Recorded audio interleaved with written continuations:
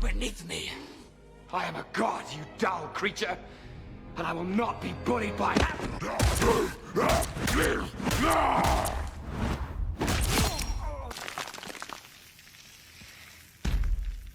Puny god.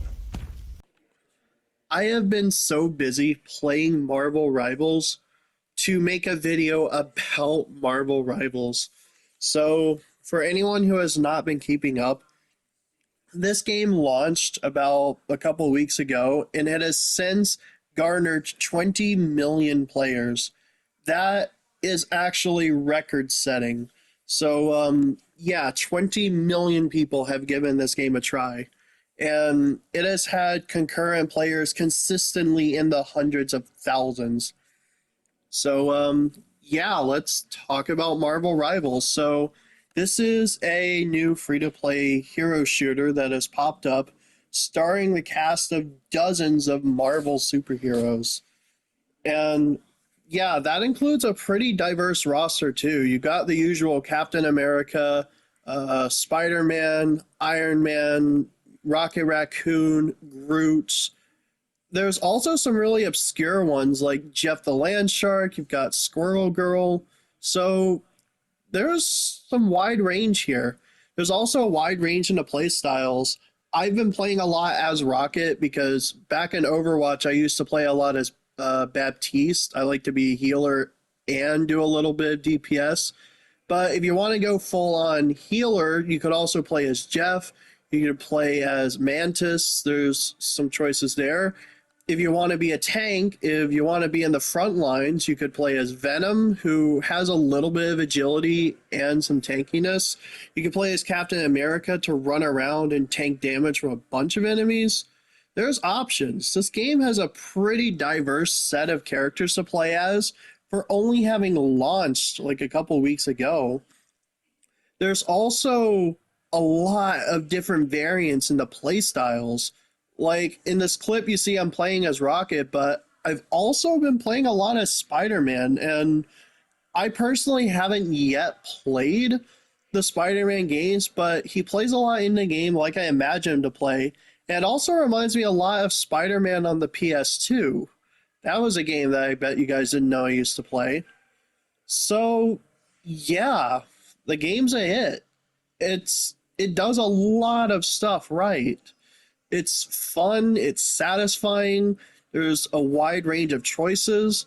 It's also worth mentioning that something I really like personally that I think more people need to pay attention to is the fact that when you buy a battle pass in this game, like it's yours to keep. Like you have as long as you want to grind the battle pass. Something I always hated about battle passes is that if you buy the pass and the season runs out before you unlock everything, then you're kind of screwed. With this game, it follows a trend of Halo Infinite and Helldivers in that you don't have to worry about that. Once you buy the battle pass, it's yours to grind out however long it takes. So I may have bought the battle pass because I actually really like that and I want to see more games do stuff like that.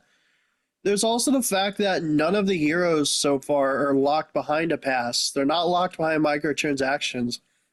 If there's a specific hero that you want to play as, you can just play as them. There's no catch. The only things you really pay for are the cosmetics, which also, might I say, some of these cosmetics have some of the best animation and styles I've seen in any game. And no, I'm not just talking about hero shooters. I mean, these animations are really fluid, but they're also really responsive at the same time. It's very satisfying playing as like the high mobility characters like Spider-Man, but it's also satisfying just playing as whatever character you like. Now, there is one thing I want to say that I'm not the biggest fan of, but it's such a small nitpick that I could honestly just dismiss it. And it's the fact that to earn currency, you have to play these sets of missions, which give you various amounts of the in-game currency, or chrono tokens, as it's called in-game. Now, personally, I would rather have a system where you just play some matches and then each match you complete gets you the currency, and then maybe winning the match would get you more currency. But I'm sure they would probably add something like that further down the road if enough people request that. And the reason I'm pointing it out is because I really do like playing this game. Whether or not I earn currency for all the time I play, I don't think I care about that much. But I would like to play more and then be given more currency as a reward so that I could, save up for certain cosmetics. But as I said, it's such a nitpick that I was even contemplating on whether or not I should bring it up. Other than that, there are some little bits of jank, like when you're crawling on walls as Spider-Man or Rocket. Sometimes the crawling animations can like veer you off in directions you didn't want to. Sometimes web swinging in this game is a little janky.